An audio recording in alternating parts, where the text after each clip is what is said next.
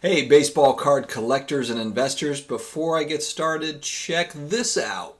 Season playing in front of a bunch of cardboard cutouts.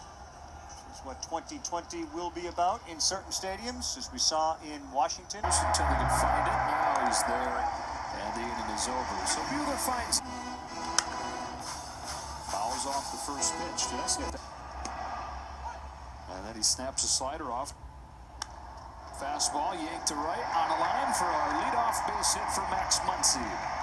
Now by Morongo Casino Resort and Spa, playing it safe, good times. Brendan Crawford fouls off the first. Caleb Ferguson offering to the seventh. I thought that was funny, guys, and definitely had to share with you. Thank you very much for joining me again. I'm not sure if this video is going to come out Saturday night. It might be Sunday morning. We'll see how it goes. But thank you very much for joining me here. I don't typically do baseball card videos. It's not a sport, full disclosure, that I am as into in comparison to basketball, football, soccer, some of the other sports. And so a lot of this video is just, look, I mean, I've had a lot of people asking me, when are you going to start talking about baseball cards? Can you do some more baseball card videos? And so I love doing research on sports cards in general. And so it's like, what channel would this be if I didn't have some baseball cards in here as well? So thank you very much for joining.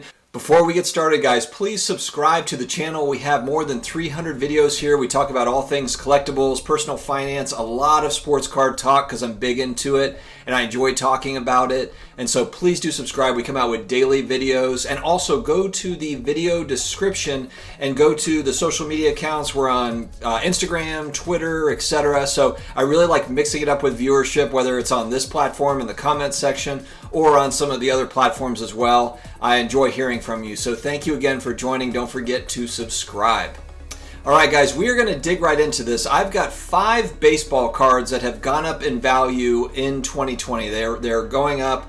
Now, will they continue to go up? I'm not sure. Will they go down? I'm not sure. I am not a psychic, and by no means is this channel a buy these cards now or a sell these cards now type channel. Literally just information / entertainment, throwing it at you, and do with it what you will. Make your own decisions when buying and selling sports cards and baseball cards. We're going to dive right into a huge card, huge vintage baseball card, the 1952 Topps Willie Mays rookie card. This one, now, one thing I wanted to share that really kind of surprised me, and I learned something when doing some research, and I think this is good to pass along, because sometimes, you know, the thought is that I need to get a higher grade card when I'm buying and selling if I'm trying to, you know, profit, maybe buy into a larger grade card. But as I was looking into this Willie Mays rookie from 52 Topps, it opened my eyes a little bit, because I'm specifically looking at PSA 3. Okay, so this is a lower grade vintage baseball card, and a PSA 3. In January, this card was about $1,300, $1,325, January of this year. In June, it had doubled roughly at about $2,500. In September, mid-September, we're at about $3,000. And then in October, just recently, about a week ago, 10 days ago, we're at about $4,900 on sales, recent eBay sales. Now, the reason why I bring this up is because I looked at the same sort of numbers for a PSA 7, looking at historical data and just looking at what's gone on this year. And the PSA 7 hasn't really moved much. If we're coming into 2020, it was already expensive, and it just moved a little bit higher, kind of went up and down, etc. But it was just very interesting to me, because if you're probably thinking like, oh, well, if the PSA 3, you know, went up 5 times from January to October, then what did the PSA 7 do? Maybe it did even better than that. Not even close. Not even close.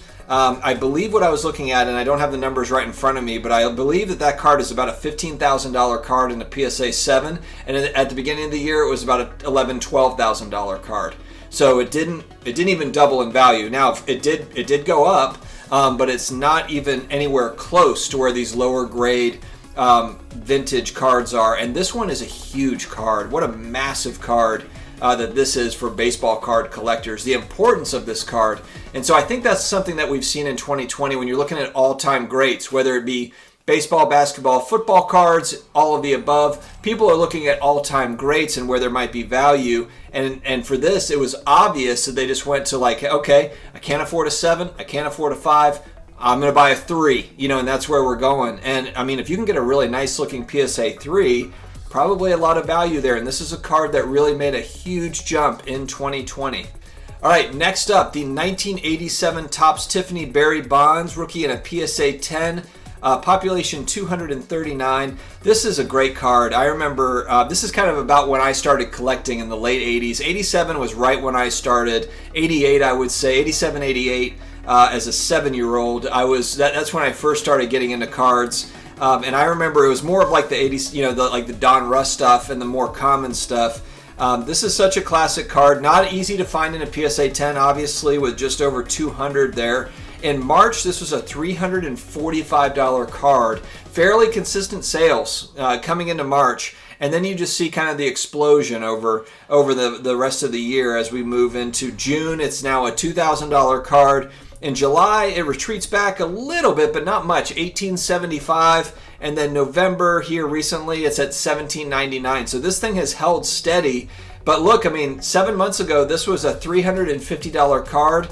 That's what the sales are looking like. And now it's holding at 5-6 times that is where it's been over the last, few months. So I'm interested to watch that. And Barry Bonds is one of those, it's controversial because it's, during the PED era, these guys should be allowed in the Hall of Fame, etc. Barry Bonds, all-time great baseball player, whether you agree with his Hall of Fame status or not. He's an all-time great. He was a great hitter before there was ever any PED type stuff. I'm sure people will battle with me in the comments about that. It's a polarizing topic for sure when you're talking about baseball cards and baseball followers, but that's just kind of my belief. I think a lot of these guys were good before we got into kind of the PED era. All right, let's go to some more of a modern player. Let's go to the 2019 Topps Chrome, Fernando Tatis Jr. and a PSA 10. This guy took the league by storm this year.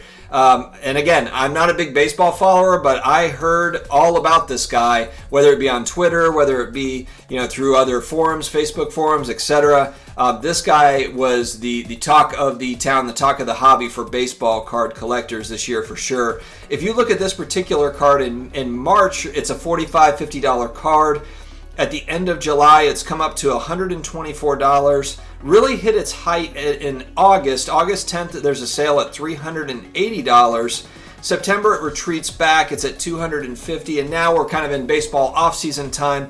It's at $152. So, but still, it shows you that, look, I mean, even from March, it's triple what it was back in March. It's gone bananas. And Tatis Jr. is one of those young players that's exciting for the baseball card community and for baseball followers. Next up, I'm going to hit a controversial card because a lot of people are going to tell me this isn't a baseball card, and that's perfectly fine, but I'm still going to talk about it because it is a card that saw just a wild rise, and that's the Project 2020 #1 card, the first card in the set, the Akira Suzuki Ben Baller Topps Project 2020 card. And this thing, of course, a lot of people know the story. If you're new to Project 2020, go back and take a look at some of this data. It's fascinating. Of course, if you buy the card from Topps, originally it's an $18, $20 card. On the resale market in April, it's a $75 to $100 card. In May, it got up to $850, May 20th, and on May 27th, that's when it really hit its height. There was sales as high as $4,400 for this card. And then as of June 9th, it had retreated back to a $1,200 card, and that's about where we see it now. It's about $1,200. And again, I know people are going to say this is not a baseball card, this is an art card or whatever, and that's perfectly fine. I respect that. But I would be remiss if I didn't bring up Project 2020 and kind of the rise and, of course, the fall from it. But look, this is a card that initially sold for $20. It went up to $4,400 in May, and then it's come back down, and here we are. I do think that Project 2020, whether it's a great long-term hold or not, that this first card in the set, I think it's an important card. And just in the kind of the history of sports cards, Project 2020 will go down, whether it's good or bad or whatever. It's going to be a topic of discussion for a long time. Last but not least, let's talk about Mookie Betts. 2014 Bowman Prospects Chrome and a PSA 10. The pop for this one sits right now at $1,253. In March, this is a $44 card, $44 to $50 card, fairly consistently. In May, at the end of May, it's jumped up to about $135 to $140 card. In August, it hit its high at $377, and even at the beginning of October, you saw this card at $345. It has come back down now. We're now in baseball offseason, but it's still up there. It's $273. So if you're looking at just kind of where we came from March, it's a massive, massive rise for Mookie Betts. And congrats on the Dodgers for getting over the hump. Some people that watch this channel say I look a little bit like Clayton Kershaw.